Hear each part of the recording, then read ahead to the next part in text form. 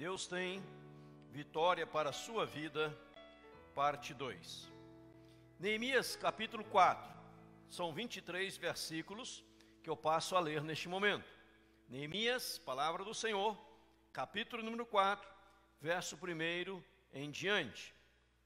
Tendo Sambalate ouvido que edificávamos o muro, ardeu em ira e se indignou muito, escarneceu dos judeus.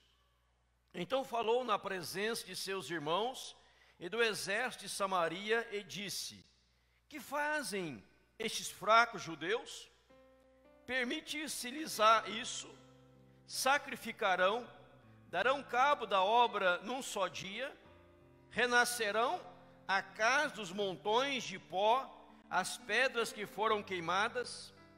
Estava com ele Tobias, o amonita, e Gesem. Ainda que edifiquem, vindo uma raposa derribará o seu muro de pedra. Ouve, ó nosso Deus, pois estamos sendo desprezados. Cai o seu opróbrio sobre a cabeça deles, e faz que seja o despojo de uma terra de cativeiro. Não lhes encubras a iniquidade, e não se risque de diante de ti o seu pecado, pois te provocaram a ira na presença dos que edificavam. Assim edificamos o muro, e todo o muro se fechou até metade de sua altura, porque o povo tinha ânimo para trabalhar. Mas ouvindo Sambalate e Tobias, os arábios, os amonitas e os astoditas, que a reparação dos muros de Jerusalém ia avante, e que se já começavam a fechar-lhe as brechas, ficaram sobremodos irados. Ajuntaram-se todos de comum acordo para virem atacar Jerusalém e suscitar confusão ali. Porém nós oramos ao nosso Deus e, como proteção, pusemos guarda contra eles de dia e de noite. Então disse Judá: já desfaleceram as forças dos carregadores, e os escombros são muitos, de maneira que não podemos edificar o muro.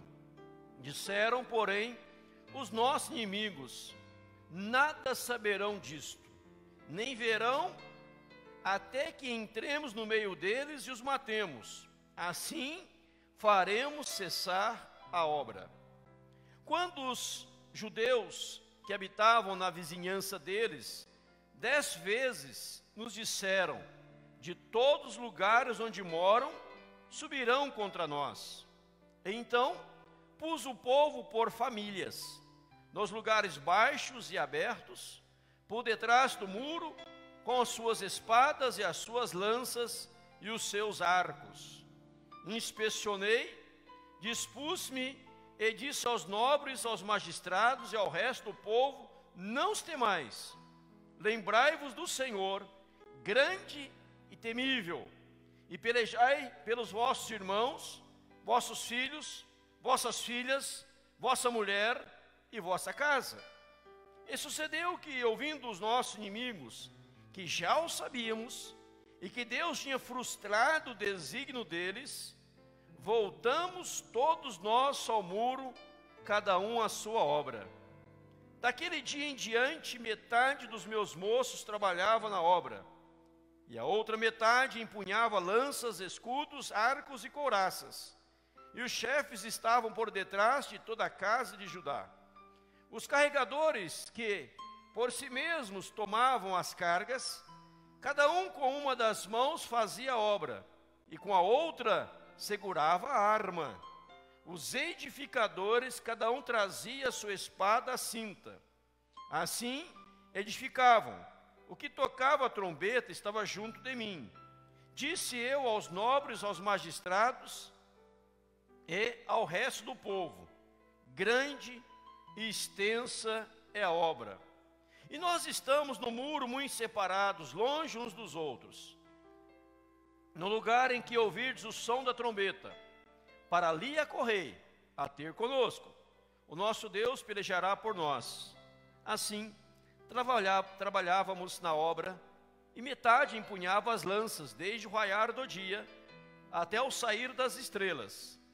Também neste mesmo tempo, disse eu ao povo: cada um com o seu moço fique em Jerusalém. para que de noite nos sirvam de guarda e de dia trabalhem. Nem eu, nem meus irmãos, nem meus moços, nem os homens da guarda que me seguiam, largávamos as nossas vestes. Cada um se deitava com as armas à sua direita. Oremos mais uma vez, fale com Deus.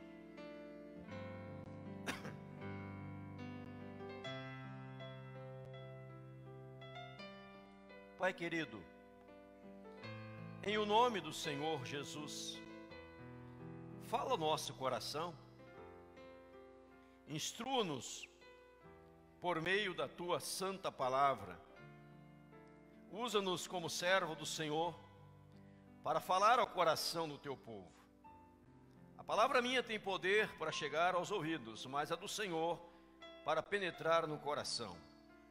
Que haja, ó Deus, edificação nesta noite, aos amados que aqui estão no templo, e aos amados que em casa, ou viajando nas estradas, estão nos acompanhando neste momento de culto, de celebração e adoração.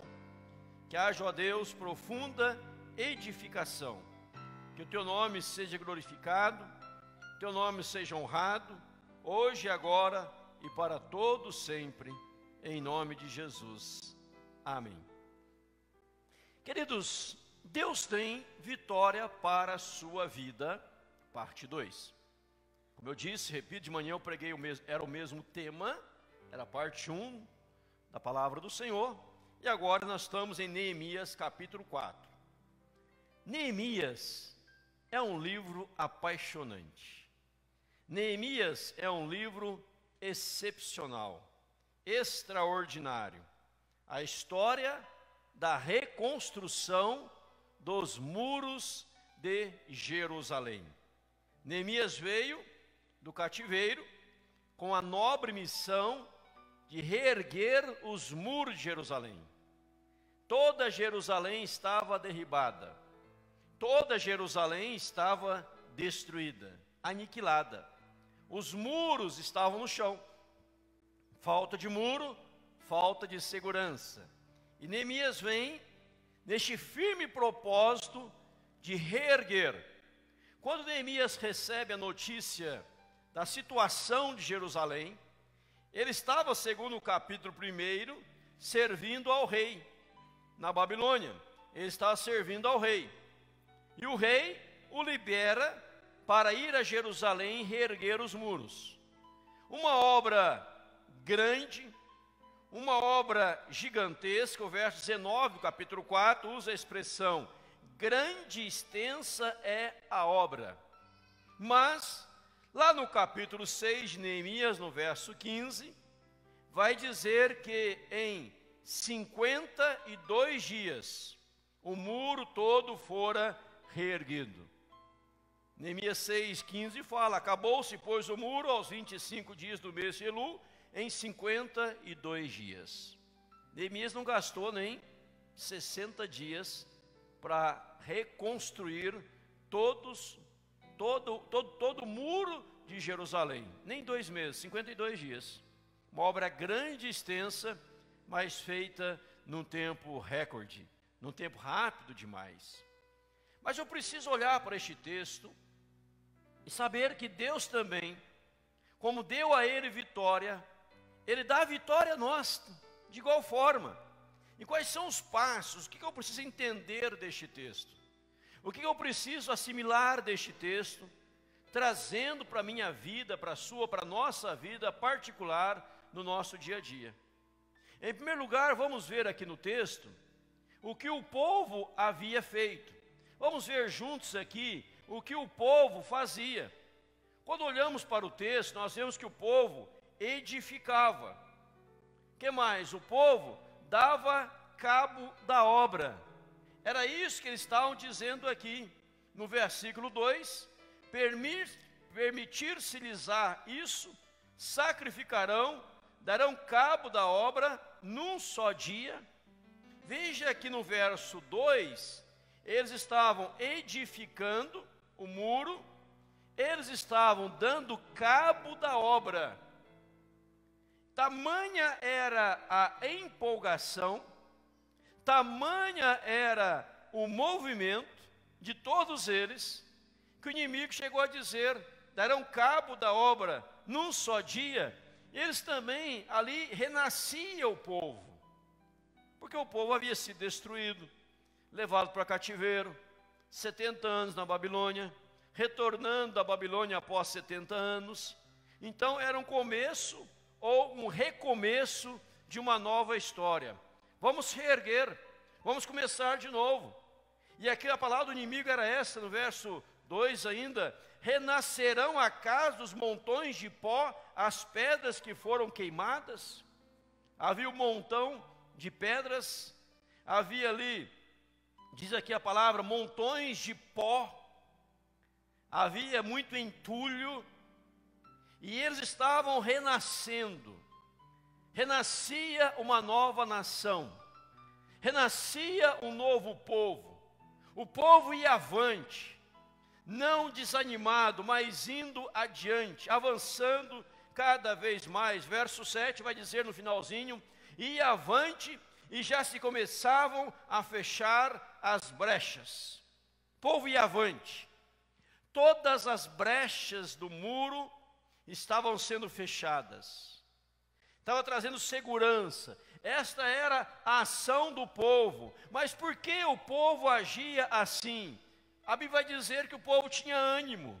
Tinha ânimo. O povo estava totalmente animado. E quando há ânimo, se você está animado, você vai estar edificando, você vai dar cabo da obra, e até o final você vai renascer, você vai avante, porque você está animado. Olha para o texto sagrado, você gosta de grifar e marcar no texto sagrado, veja que o texto vai nos ensinando, verso 6, assim edificamos um muro, e todo o muro se fechou até a metade de sua altura. Por quê? Porque o povo tinha ânimo para trabalhar. Não é impressionante? Não é maravilhoso? Você olhar para uma situação de calamidade, uma situação de destruição, ruína total, e o povo ali trabalhando, porque o povo tinha ânimo, e o inimigo olhando, dizendo assim: se for, vai acabar isso num só dia. Num dia só o muro vai estar pronto. E quando a igreja de Neemias agia assim, quando a reconstrução dos muros, a reação dos inimigos qual fora? A reação de ira, de indignação, sobremodo o povo fica irado, o inimigo fica irado, escarnecia do povo, atacava, gerava confusão, com um só propósito. E qual era o propósito do inimigo ficar revoltado, indignado, escarnecendo, atacando, gerando confusão? Não é isso que você leu na Bíblia comigo? Você leu aqui comigo, não foi isso que você leu? Verso 1, olha: tendo Sanbalate ouvido que edificávamos o muro, ardeu em ira e se indignou muito e escarneceu dos judeus. Ora, Neemias não estava fazendo nada contra as pessoas que ali estavam. Neemias estava fazendo a obra de Deus, a reconstrução da cidade, a reconstrução de uma nação. O povo empolgado, mas o inimigo furioso, irado, escarnecendo. No final do verso 7 diz lá: ficaram sobremodo irados. Verso 8, ajuntaram-se de todos de comum acordo para virem atacar Jerusalém e suscitar confusão ali. Aí você pergunta: qual era o propósito disto? Qual é o propósito de escarnecer da obra de Deus? Qual é o propósito de atacar a obra de Deus? Qual é o propósito de gerar confusão na obra de Deus? Qual é o propósito de escarnecer, indignar, irar, ficar sobremodo irado da obra de Deus? O propósito do inimigo, entenda isto, o propósito do inimigo qual é? Cessar a obra, cessar a obra. O inimigo tinha como propósito principal aqui cessar a obra, está no versículo de número 11. Verso 11 fala: Disseram, porém, os nossos inimigos: nada saberão disso, nem verão, até que entremos no meio deles e os matemos. Assim, faremos cessar a obra. Toda vez que você crescer, toda vez que você prosperar, toda vez que o reino de Deus avançar, toda vez que o reino de Deus houver ânimo, empolgação na igreja, no povo, as pessoas trabalhando em prol do Senhor, o inimigo não gosta de nada, nada, nada disso. O inimigo, por não gostar disso, ele tenta tudo para fazer cessar a obra. Se nós olharmos para este texto da palavra do Senhor, nós vamos perceber que estes homens, Sambalate, Tobias e Gesem, eles sempre estavam provocando Neemias para fazer que a obra cessasse. Tanto é que lá no capítulo 6, versículo de número 3, diz: enviei mensageiros a dizer: estou fazendo grande obra, de modo que não poderei descer, porque cessaria a obra enquanto eu a deixasse e fosse ter convosco. Veja que Neemias estava ciente que a obra que Deus lhe havia confiado, o inimigo queria fazer com que ela cessasse. O inimigo quer cessar que você também faça a obra de Deus. O inimigo não quer que você faça a obra de Deus. O inimigo não quer que você seja um líder de célula. O inimigo não quer que você seja o evangelizador. O inimigo não quer que você, como diz esse livro aqui, um recado para ganhadores de almas. O inimigo não quer que você seja um ganhador de almas. O inimigo não quer que você seja usado por Deus na reconstrução de uma família. O inimigo não quer que você seja instrumento de Deus para erguer o caído, levantar o abatido. O inimigo não quer ver a obra de Deus prosperando. O inimigo não quer ver a obra de Deus avançando. O inimigo não quer ver a obra de Deus bonita, maravilhosa, um povo empolgado, um povo tremendo, um povo cheio de vigor, de vida. O inimigo não quer isso não. O inimigo, ele fica irado. O inimigo começa a dizer: olha, o que farão esses fracos judeus? E começa a desfazer, né? Que farão esses fracos judeus? Esse povo não é ninguém, é povo fraquinho demais. O que farão esses fracos judeus? Vamos atacá-los, vamos entrar no muro, vamos entrar na cidade, vamos gerar confusão, porque se a gente fizer isto, a obra para. Interessante olhar para o texto, né, na perspectiva, ou na pergunta, na indagação, no questionamento. O que Neemias fez para a vizinhança? O que ele fez para os demais, para gerar tanta revolta? E você vai ver que ele não fez nada. Ele simplesmente estava fazendo a obra de Deus. Toda vez que você se envolver com a obra de Deus, o inimigo vai se levantar contra você. Porque o inimigo não quer ver a obra de Deus prosperando. O inimigo gosta de ver uma igreja acabada, arrebentada, destruída, toda feia, mal cuidada, tudo relaxada. É isso que o inimigo gosta. Mas quando a organização, quando a sabedoria, quando há cuidado, quando há zelo, o inimigo se revolta, porque não gosta dessas coisas. Então nós percebemos inicialmente o que o povo de Deus fez e qual foi a reação do inimigo. E o propósito da reação do inimigo é cessar a obra de Deus. Quem sabe você, quem sabe o irmão ou a irmã, o senhor ou a senhora, já passou por um momento da vida querendo cessar de trabalhar no reino de Deus. Não vou mais liderar uma célula, não vou mais evangelizar, não vou falar do amor de Deus, não vou mais participar das celebrações, participar dos cultos. Estou cansado disso. Quando alguém age assim, meu irmão, minha irmã, o inimigo bate palma, ele começa a aplaudir, porque ele sabe que ele venceu e a obra cessou. Conversava com um querido irmão antes do culto, antes estava lendo um site, acompanhando notícia de uma igreja, que eu admirava e admiro ainda, mas com tristeza no coração, a maior igreja evangélica de Londres, no coração de Londres, com um templo que cabe em torno de 2.400 pessoas na nave principal. Hoje virou um lugar de eventos. Os cultos faz numa salinha da igreja. E essa nave de 2.400 pessoas é um lugar de eventos. Ah, um show de rock, usa lá. Ah, um show não sei lá do que, usa lá. Ah, não sei o que, usa lá. E faz vários eventos, mas os cultos são gatos pingados. E faz numa sala, porque o espaço gigantesco, 2.400, unir lá 100 pessoas, não parece ninguém. Tristeza, a obra cessou, o trabalho parou. E talvez esse trabalho parou, porque o povo perdeu a noção do que o inimigo faz. E perdeu o ânimo para continuar trabalhando.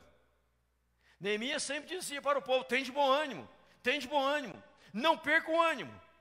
Porque animados, nós vamos para frente. Animados, daremos cabo da obra. Eu repito para você pela terceira vez, para você gravar. Toda a cidade destruída. Todo muro no chão. O povo está voltando do cativeiro. 70 anos lá no cativeiro, voltando para Jerusalém. E começa a trabalhar, vamos reerguer isso aqui, vamos reerguer isso aqui, vamos reerguer isso aqui. E o povo começa a trabalhar, O inimigo olha e fala, eles vão terminar num dia só, vão parar com esse negócio. Num dia eles vão acabar esse templo. Num dia vão terminar esses muros. Nós precisamos impedir isso. Porque havia um ânimo gigantesco no coração deste povo. Mas a Bíblia nos ensina, para ter vitória, você precisa compreender bem algumas coisas. Para ter vitória, compreenda bem que. O que eu preciso compreender?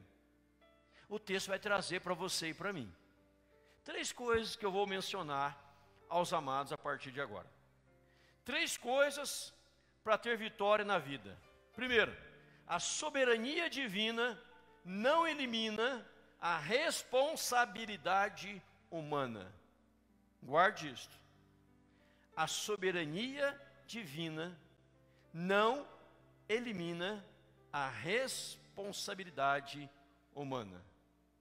Deus é soberano, mas nós somos responsáveis pelos nossos atos. Veja aqui no texto, está com a sua Bíblia aberta, o seu aplicativo, no versículo 9. Olha o verso 9. Porém, nós oramos ao nosso Deus e, vírgula, como proteção, vírgula, pusemos guarda contra eles de dia e de noite. Não parece algo contraditório? Não parece que Neemias aqui está sendo totalmente contraditório? Não estava. Nós oramos ao Senhor, mas como proteção, pusemos guarda de dia e de noite. Na sequência da leitura, lá no versículo 18, vai dizer que os edificadores, cada um trazia a espada à cinta, e assim edificavam. O que trocava a trombeta estava junto de mim. Lá no versículo 21, trabalhávamos na obra, metade empunhava as lanças, desde o raiar do dia até o sair das estrelas. No verso 23, nem eu, nem meus irmãos, nem meus moços, nem os homens da guarda que me seguiam, largávamos as vestes.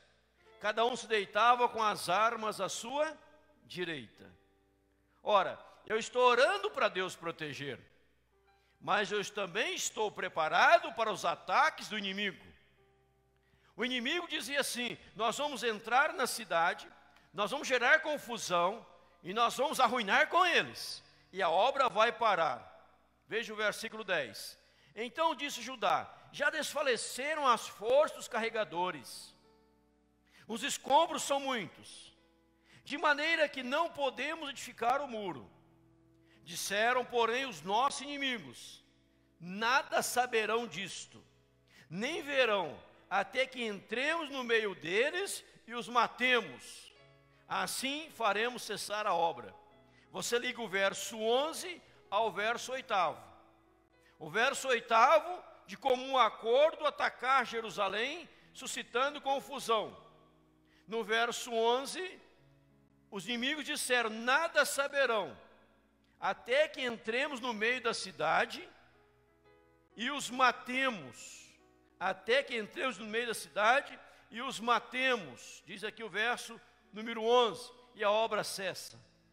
Mas no 12 em diante, o povo, ao saber disto, Deus, ao frustrar o desígnio do inimigo, o que Neemias faz? Verso 12: quantos judeus que habitavam na vizinhança deles, 10 vezes nos disseram: de todos os lugares onde moram subirão contra nós. Então, Neemias aqui coloca o povo por famílias, lugares baixos e abertos, por detrás do muro, verso 13, com as suas espadas, as suas lanças e os seus arcos. Veja que o povo estava agora armado atrás do muro. Eram as armas da época: espada, lança e arco. O inimigo, ao ficar sabendo disto, ele fica mais irado ainda, e ele não consegue atacar. Eu trago isso para você, isso aqui: a soberania divina não elimina a responsabilidade humana. Neemias poderia ter dito: ah, Senhor, nos guarde, o Senhor vai nos proteger, o Senhor vai guardar a nossa cidade, e eu vou dormir. Não vou dormir não, vou proteger, vou ficar de olho. Neemias estava preparado para os ataques do inimigo. Tem muitos que perdem a vitória, tem muitos que são derrotados por não se prepararem, não acordarem, não saberem, não se conscientizarem que o inimigo está para atacar, que o inimigo quer atacar, que o inimigo quer, meu irmão, minha irmã, te destruir. Mas quando você sabe que Deus é soberano, mas eu tenho que fazer minha parte, que é cuidar, zelar, vigiai. Vigiai e orai, para que não entreis em tentação. Você precisa vigiar, você precisa orar. Lembra quando Jesus foi ao monte, foi orar, e os discípulos dormiram? Ele fala: nem uma hora vós pudeste vigiar comigo? Eu lembro que um pastor, ele usou este texto para dizer que o culto tem que ter uma hora só. Era a fundamentação bíblica dele, não sei onde ele aprendeu isso. Não tem nada a ver, né? Mas Jesus disse: nem uma hora pudesse vós vigiar comigo? Aí ele esqueceu que Jesus falou isso 3 vezes, então foi 3 horas, então o culto podia ser 3 horas. Mas ficou só com a primeira parte, né? Então veja, você é responsável. A soberania humana não nos isenta da responsabilidade humana. Nós temos que estar trabalhando, temos que estar louvando ao Senhor, louvando e glorificando o nome do Senhor, mas também precisamos colocar mão na massa, precisamos trabalhar para ver as coisas acontecerem. Não basta orar: Senhor, converta a nossa cidade, Senhor, derrama a sua glória, Senhor, venha o teu Shekinah. Mas na hora de trabalhar eu fico só na oração. A oração já diz: orar com ação. Eu oro e vou agir. Senhor, eu queria que o meu vizinho se convertesse. Mas se você não dá testemunho cristão, se você não evangeliza ele, não faz amizade com o vizinho, como que ele vai se converter? Senhor, eu queria que a igreja crescesse, eu queria que a igreja prosperasse. Mas se você não fala do amor de Deus para ninguém, como que ela vai crescer? Como que ela vai prosperar? Como que ela vai avançar? Está entendendo, meu irmão?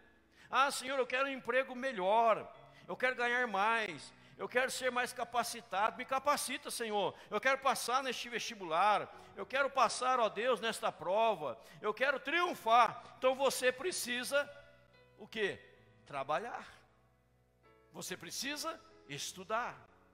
Você precisa se capacitar. Não adianta pedir a bênção do Senhor se não estiver disposto a trabalhar para receber a bênção do Senhor. O versículo vai dizer no verso 23 que eles deitavam, cada um com a sua arma à direita. Por quê? Se o inimigo vier, eu estou preparado. Eu estou preparado. No versículo 19, no versículo de número 18, os edificadores, cada um trazia a sua espada à cinta, e assim edificava o muro. Olha bem o que eles faziam ali. Verso 17, os carregadores que por si mesmos tomavam as cargas, cada um com uma das mãos fazia a obra, e com a outra segurava a arma, né? Ou seja, nós estamos preparados, estamos carregando, mas estamos atentos, estamos antenados, nós estamos preparados para qualquer coisa. Eu lembro que, abrindo aqui um parênteses, primeira vez que eu tive o prazer em conhecer uma fazenda lá no Mato Grosso, era um lugar muito deserto, e a casa da fazenda, ela estava sendo reformada, e nós dormimos no celeiro. Eu, o dono da fazenda, dormimos no celeiro. E o celeiro, assim, a 3 metros tinha um lago. E o lago à noite era bonito de olhar, parece que tinha vários faróis acesos. Parece faróis. Tinha uns 300 jacaré mais ou menos assim, no lago. E o fazendeiro disse: "Ó, pastor, fica tranquilo. À noite aqui tem bastante mato, tem bastante onça." Eu dormi bem tranquilo. E não tinha cama, um lençol no chão, um colchãozinho no chão. Dormimos ali, mas a arma está do lado carregada. E eu olhando para a porta, se bater naquela porta à noite vai levar chumbo. Depois eu pergunto quem é, né? Ou seja, você tem que estar preparado. Estou usando isso como ilustração para você estar preparado. Lógico, estou trazendo na vida espiritual. Na vida espiritual, o diabo quer te atacar. Qual é a tua arma hoje? A oração, o jejum, a consagração, a santidade, a piedade. Não é isso que são as nossas armas hoje? Não é isso que a Bíblia fala, Paulo fala aos Efésios? Que as nossas armas não são carnais, mas espirituais. O capacete da salvação, a espada do Espírito. Abra comigo lá em Efésios, vamos lá. Vamos ver quais são as armas, pastor. É metralhadora? É canhão? Quais são essas armas? Abra comigo lá em Efésios, meu amado irmão, minha amada irmã. Veja aí as armas, para você não me entender errado. Efésios capítulo 6, a partir do verso 10. Você não achar que eu falei besteira aqui do púlpito. Efésios 6, 10.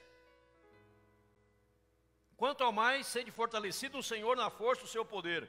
Revesti-vos, pois, de toda a armadura de Deus, para poder ficar firmes contra as ciladas do diabo.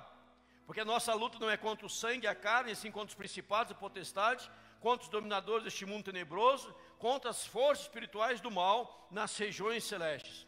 Portanto, tomai, olha aí, toda a armadura de Deus. No verso 11, toda a armadura. Verso 13, toda a armadura de Deus, para que possais resistir no dia mau, e depois de ter vencido tudo, permanecer o quê? Inabaláveis. Estai firmes, cingindo-vos com a verdade, vestindo-vos da couraça da justiça, calçai os pés com a preparação do evangelho da paz, embraçando sempre o escudo da fé, com o qual podereis apagar todos os dardos inflamados do maligno. Tomai também o capacete da salvação, a espada do Espírito, que é a palavra de Deus, com toda súplica, oração, orando em todo tempo no Espírito, e para isso vigiando com toda perseverança e súplica por todos os santos e também por mim. Olha o que diz aí. Então, essa é a armadura do cristão. Você sabe que o diabo, o inimigo, ele anda ao derredor, armando as suas ciladas. Mas você, para vencer o inimigo, você precisa tomar toda a armadura de Deus. A espada do Espírito é a palavra, a Santa Bíblia. É a espada do Espírito, o capacete da salvação. Os pés preparados com o Santo Evangelho. Porque eu preciso entender que eu tenho o meu papel de responsabilidade diante da soberania divina. E a soberania divina trabalha com a nossa responsabilidade. Então eu preciso estar lutando, eu preciso estar trabalhando, eu preciso estar ali empenhado, eu preciso estar me esforçando, eu preciso estar fazendo aquilo que me compete fazer em nome de Jesus. Amém até aqui, irmãos? Vocês estão entendendo? Não é orar e cruzar os braços, é orar e partir para a ação, é orar e partir para a guerra, é orar e partir para a vitória. Eu comentava de Davi de manhã. Davi, quando orou, pedindo a bênção de Deus para que Golias fosse enfrentado, ele não ficou lá orando. Após orar, ele levantou e foi lutar com Golias, derrubou Golias. Mas antes ele orou. Soberania divina, Deus dá a vitória. Mas Deus dá a vitória mediante a nossa ação. Pois mediante a nossa omissão, não terá vitória na vida. Nós não podemos ser omissos. Não existe isso, eu vou pregar, Deus vai falar na hora. Abre a Bíblia em qualquer lugar, pá, não preparou o sermão. Vai da hora, né? Ah, Deus vai falar meu coração, eu não, nem leio a Bíblia, nem medito, eu vou, na hora Deus fala. Aí abre a Bíblia, pá, Judas foi e se enforcou. Ele assusta e abre de novo, e acha outro texto, vai tu e faz o mesmo. Fala, opa, assim não dá não, eu vou começar a estudar esse negócio, porque não está dando certo. Então você precisa se preparar. Em todas as áreas da vida, em nome de Jesus. Amém até aqui? Agora, há um outro princípio. Travou o meu aqui, passa para mim mais um, por favor. Há um outro princípio que Neemias traz aqui sobre ser estratégico. Vamos ver aí. Ser estratégico. Qual é? Lute pela família. Lute pela família. Onde eu vejo isso na Bíblia? Olha a estratégia usada por Neemias. Verso 14. Inspecionei, dispus-me e disse aos nobres magistrados, ao resto do povo, não os temais. Lembrai do Senhor. Primeiro eu lembro de Deus, grande e temível. E agora, olha aí. Pelejai pelos vossos irmãos, vossos filhos, vossas filhas, vossa mulher e vossa casa. Qual fora a estratégia que Deus deu a Neemias? Era lute pela família. Vamos lutar pela família. Lute pela família. O povo ali cansado, exausto na construção, na obra civil, né, na construção dos muros, e o inimigo querendo se aproximar. Imagina você trabalhando, segurando a arma aqui na mão e trabalhando com a outra mão só. E olhando, e atento. Isso não cansa? Cansa. O braço não cansa? Cansa. Mas, quando o inimigo se aproximasse, era para o povo lembrar primeiro de Deus, em segundo, lembrar da família. Diz aqui, irmão, filho, filha, mulher e casa. Pois quando você vê um inimigo querendo tocar no seu filho, pegar o seu filho, você tira forças, não sabe de onde, mas você se reveste de força e parte para a luta. Já viu um boi, uma vaca, melhor dizendo uma vaca, quando alguém deu cria, alguém quer pegar o bezerrinho da vaca, como ela reage? Né? O preto aí, o piovezão, o fazendeiro, não é assim? A vaca fica brava, ou um cavalo, uma égua, etc., da cria, né? Qualquer outro animal, da cria, égua, você vai lá pegar o potrinho, ela fica brava, ou a vaca, um animal qualquer, um cachorro, porque você está defendendo o seu filho. Era para a igreja de Neemias olhar para o filho, olhar para a filha, olhar para a sua casa, olhar para o seu cônjuge e lutar com todas as forças para protegê-los. Aí vem aqui a orientação bíblica: lute pela sua casa, lute pela sua família, lute pelo seu filho, lute pela sua filha, lute pela sua esposa, lute pelo seu marido, lute pelos seus irmãos, lute pelos seus pais. Porque nós estamos juntos construindo algo maravilhoso para eles, para a próxima geração. Mas precisamos ter um propósito: vamos lutar pela família. Veja que o diabo, ele tem como propósito destruir a família, arruinar a família. Basta olhar para os noticiários, basta olhar para os últimos acontecimentos, basta olhar para as novidades atuais, como a família é atacada. Mas a Bíblia está dizendo assim: lute pela sua família. Lute pelo seu neto. Lute pela sua neta. Não durma no ponto. Não cochile. Não dê descanso a você, até que Jerusalém seja restabelecida, até que os muros sejam restabelecidos. Ah, irmãos, porque você pode perguntar, por que lá no capítulo 6, que eu já citei, verso 15, vai dizer que em 52 dias a obra foi concluída? Por quê? Porque além do ânimo, havia necessidade. eu preciso lutar pela minha casa. Eu preciso lutar pela família. A família não é perfeita, há falhas, há erros. Nenhuma família é perfeita, mas são famílias se aperfeiçoando para a glória de Deus. Não tem marido perfeito, exceto esse que vos fala,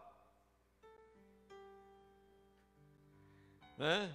Meu esposo pode confirmar que eu acabei de mentir no púlpito, né? Não tem esposa perfeita, exceto a minha esposa, né? Menti de novo.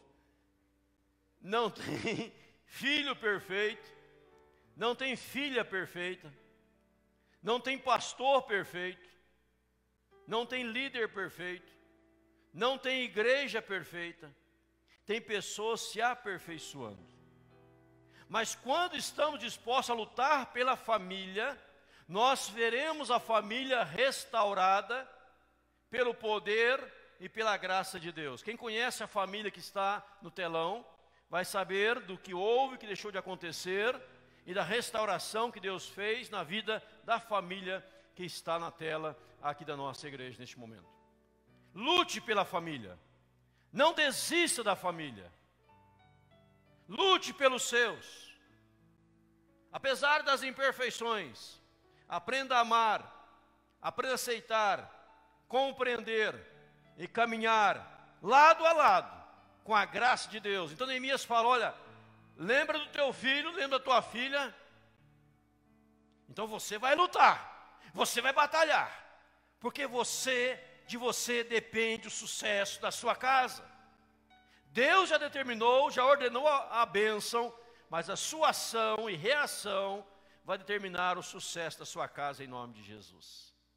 Amém ou não amém? Então nós precisamos lutar. Você vê seu filhinho pequenininho, algo vai acontecer trágico com ele. O que você faz? Você corre para socorrer. Mas se você não tem a mesma atitude na vida espiritual, você vai perder os seus filhos. E amanhã você estará na igreja louvando a Deus, os seus filhos no mundo enchendo a cara.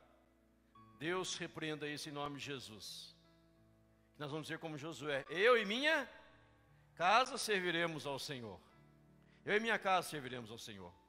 Crê no Senhor, será salvo tu e tua casa. Pastor, eu creio nisso, tenho um filho, uma filha desviado, o que eu faço? Ore, continue orando. Deus já está trazendo de volta em nome de Jesus, porque é promessa dele, amém, irmãos? Deus é como o filho pródigo, Deus já está providenciando, Deus já está trazendo de volta em nome do Senhor Jesus. Mas nós precisamos ter atitudes coerentes na nossa responsabilidade diante da soberania divina.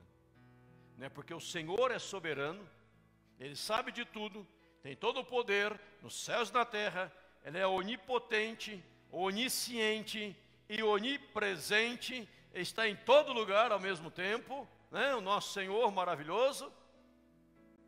Não é porque Ele faz isso, Ele é isso, que eu vou cruzar os braços e dizer assim: deixa Deus, Deus vai agir. Deus fala: filho, eu vou agir através de você, eu vou operar através de você, é por meio de você que eu vou fazer a obra. Então Neemias fala: olha, lembra do Senhor e pelejai. Eu lembrei do Senhor, ele tem que pelejar também, tem que pelejar. Pensa que a vida é fácil? Não é fácil não, tem que lutar.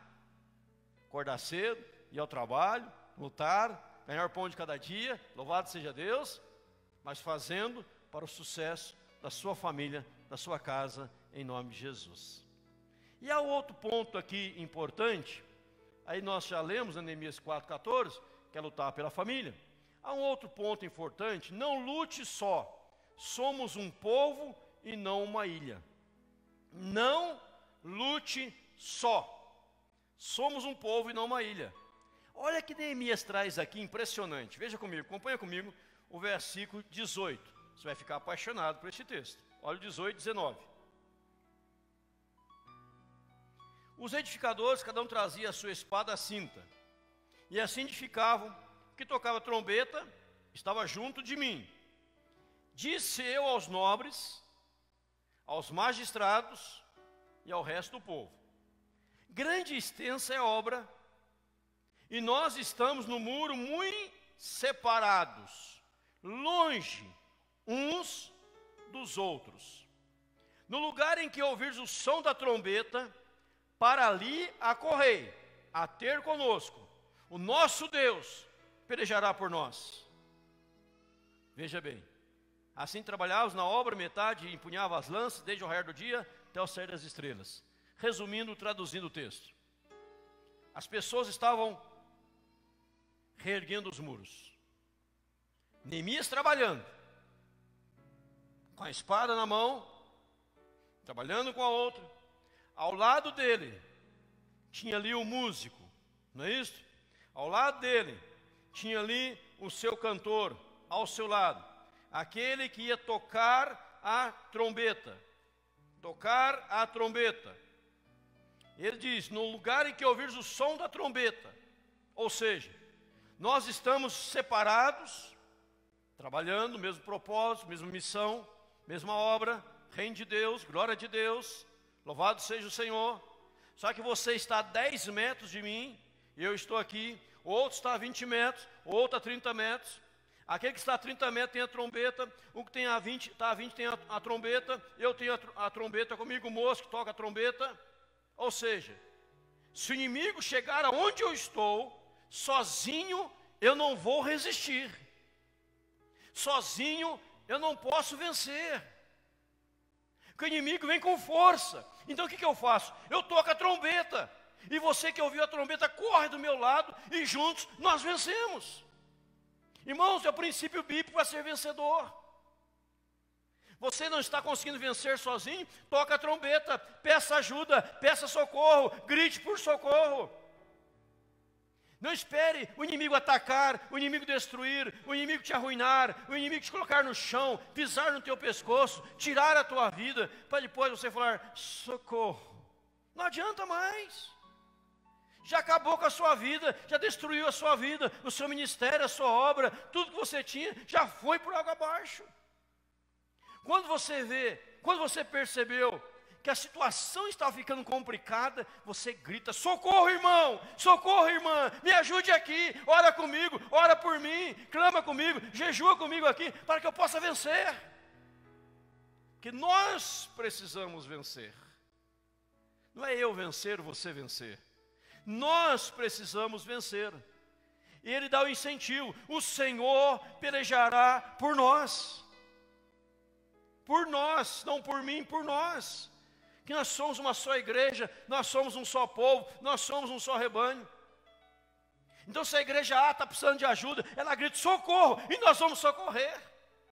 Se nós estamos precisando de ajuda, vamos gritar: socorro, e outra vai nos socorrer, que nós estamos juntos, amém, irmãos? Pastor, minha célula está morrendo. Pastor, meu casamento está acabando. Pastor, eu estou mal nas finanças. Pastor, eu estou mal na saúde. Eu estou mal nisso, naquilo. Eu preciso de ajuda. Então você pede ajuda. Nas tentações, estou sendo tentado, pede ajuda. Chama o presbítero, fala: presbítero, vem orar por mim aqui, presbítero. Coloca a mão na minha cabeça, me unge aqui, ora por mim, presbítero. Diácono, vem orar por mim. Pastor, vem orar por mim. Irmão, vem orar por mim. Eu preciso de oração. Nós vamos estar juntos. Nós não somos uma ilha, isolado, separado. Nós estamos juntos, em nome de Jesus. Veja, a palavra santa de Deus, ela vai nos ensinar isto. E você precisa de apoio, de ajuda. E alguém precisa te ajudar a levantar os pesos, fazer os exercícios, caminhar. Sozinho você não dá conta. Seu voltar, ser reabilitado novamente. E veja o que a Bíblia diz: melhor é serem 2 do que 1, porque tem melhor paga do seu trabalho. Porque se caírem, um levanta o companheiro. Ai, porém, do que estiver só, pois caindo não haverá quem o levante. Provérbios 4, Eclesiastes 4, 9 a 10. Eclesiastes 4, 9 a 10. Melhor é serem dois do que um. Tem melhor ganho no seu trabalho. Se um cair, o outro levanta. Mas se cair sozinho, quem vai levantar? Não tem ninguém para socorrer. Não tem ninguém para socorrer. Então Deus está dizendo para você que não é para você viver isolado. Deus está dizendo que não é para você viver na solidão, na amargura da vida, num canto qualquer da estrada da vida, mas é para você aprender a viver no meio do povo de Deus. É isso que a Bíblia ensina quando ela fala que o órfão, a viúva, vive na família da fé, no meio do povo de Deus.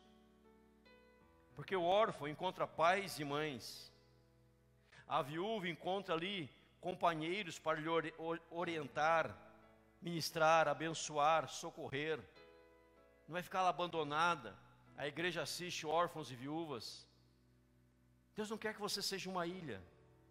Aí eu vou na igreja, num culto, lá assisto o culto, a palavra, sai edificado e vivo a vida inteira isolado. Você pode estar enfrentando tanta dificuldade, tanta luta, que nós não sabemos.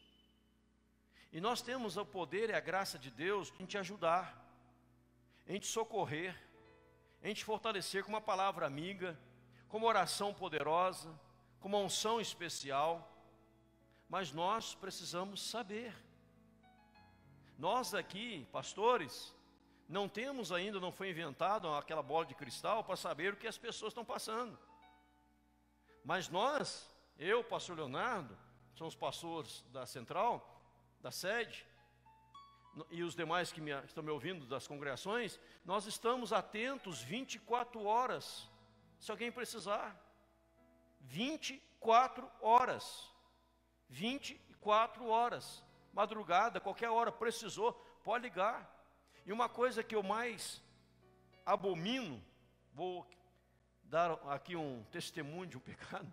Testemunho de um pecado, fica feio essa palavra, né? Uma confissão. Confissão melhor, né? Que eu mais abomino quando eu vou ajudar alguém orientar, a pessoa me procura com situação difícil, eu falo, pastor, me desculpa que eu não queria te incomodar. Eu fico irado com esse negócio. Porque é o meu papel, a minha missão, o meu prazer é conversar, ajudar, orientar e orar. Dos demais pastores também, dos presbíteros da igreja, dos diáconos da igreja, dos líderes da igreja. Você não está incomodando. Você vai incomodar quando você deixa de pedir ajuda, deixa de trocar a trombeta que o inimigo quer te destruir, e quando estiver tudo arrebentado, aí você vai incomodar, porque a gente vai ficar chateado, porque não falou antes, porque não nos buscou antes. A gente podia ajudar, podia levantar, podia dar a vitória, mostrar o caminho da vitória, dar as orientações bíblicas. Mas a pessoa caiu, está lá no lamaçal, aí não tem mais o que fazer. Às vezes não tem mais.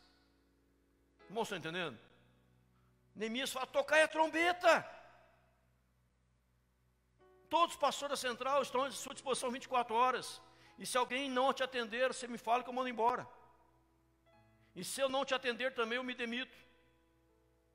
Se os presbíteros não atender também, eu condeno eles a pagar churrasco para a igreja inteira, 15 dias direto. Eu brinco assim porque eu sei que eles vão atender. Eles não vão recusar. Os membros da igreja também não vão recusar te atender. Ninguém vai recusar a orar com você. Você fala, preciso de uma oração, ora por mim. Você ora. Agora, se alguém te ligar, pedir uma oração, o que você faz? Eu faço isso. No exato momento, fala, então vamos orar. Você já faz oração. Não fala assim, eu vou orar por você, irmão. Não fala assim não. Porque depois você vai esquecer, não vai orar. Então já ora na hora que já resolveu. Ah, vou orar por você. Aí o outro pede, você não lembra mais de ninguém. Aí a gente vai querer oração, Senhor, abençoa todos que pediram oração por mim, não sei nem quem quer. Uma oração genérica, né? Tem que fazer oração específica. Então, irmãos, Neemias está dizendo que nós não somos uma ilha, somos um povo. Um ajuda o outro, um fortalece o outro, um abençoa o outro. E como igreja, nós avançamos, nós prosperamos, nós vamos para frente, para a glória do Senhor nosso Deus, em nome de Jesus. Amém, irmãos? Veja que Neemias trabalha isso aqui, ó, verso 20, eu repito: no lugar em que ouvires o som da trombeta, acorrei, Deus dará vitória. Então você ia correndo, eu vou lá socorrer, mas quem vai dar vitória é Deus. Eu vou lá atender, mas quem vai dar vitória é Deus. A pessoa está clamando, pedindo ajuda, eu vou lá orientar, vou lá dar uma palavra, mas quem vai dar vitória é Deus. Você não sabe nem o que você vai falar, mas o Espírito Santo coloca a palavra nos seus lábios. E quando você menos imagina, você está falando coisas que você nem imaginou em falar, porque o Espírito Santo estará falando por seu intermédio, em nome de Jesus. Amém, irmãos? Veja esta graça de Deus. Disse eu aos nobres, aos magistrados, ao resto do povo: grande e extensa é a obra. Nós estamos no muro muito separados, longe uns dos outros. Estamos longe. No lugar em que ouvires o som da trombeta, para ali a correr a ter conosco, o nosso Deus pelejará por nós. Deus vai dar a vitória. Então corra, nos acuda, e juntos vamos vencer. Pois nós estamos lutando pela nossa casa, pela nossa família, pelo nosso filho, pela nossa filha, pelo nosso irmão, pelo nosso lar, pela nossa igreja, que é a grande família da fé. Não é de admirar, de se assustar, de esperar de maneira contrária, que em 52 dias, todo o muro estava reerguido, portas fechadas, Jerusalém segura. As brechas foram fechadas e a vitória estava sobre o povo de Deus, em nome do Senhor Jesus, para a glória do Senhor Jesus. Este mesmo Deus que agiu em Neemias, através de Neemias, e quer agir em você, através de você, através da igreja. Se você esquecer de tudo que eu falei, só não esqueça do versículo 19 e 20. Toque a trombeta, permita que outros venham ao teu socorro, ao teu encontro, para te fortalecer, para nos fortalecermos e triunfarmos com a armadura do cristão, em nome de Jesus.